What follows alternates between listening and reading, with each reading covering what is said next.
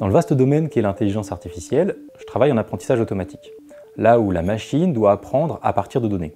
Vous connaissez peut-être ChatGPT, des modèles qui seraient capables de traduire une langue vers une autre, ou des modèles qui seraient capables de définir les objets présents dans une image. Quoi qu'il arrive, pour tous ces modèles, on utilise une très grande quantité de données étiquetées.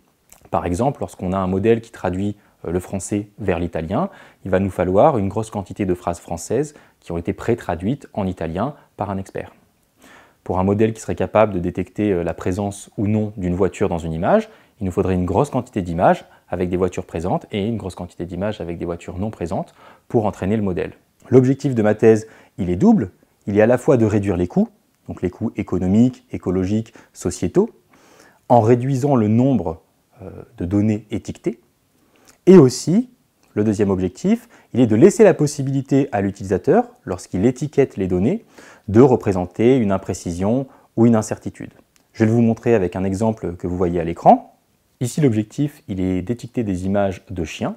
L'utilisateur doit trouver la race du chien qui est présent sur l'image pour entraîner un modèle qui sera capable de prédire la race d'un chien présent sur une image.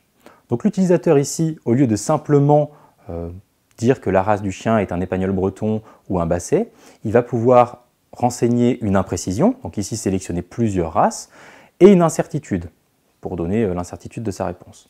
On obtient une image qui est étiquetée de manière incertaine et imprécise. Si on ajoute à ça la partie de ma thèse qui est la réduction des coûts, on obtient le sujet de ma thèse qui est apprentissage actif de données incertaines et imprécises.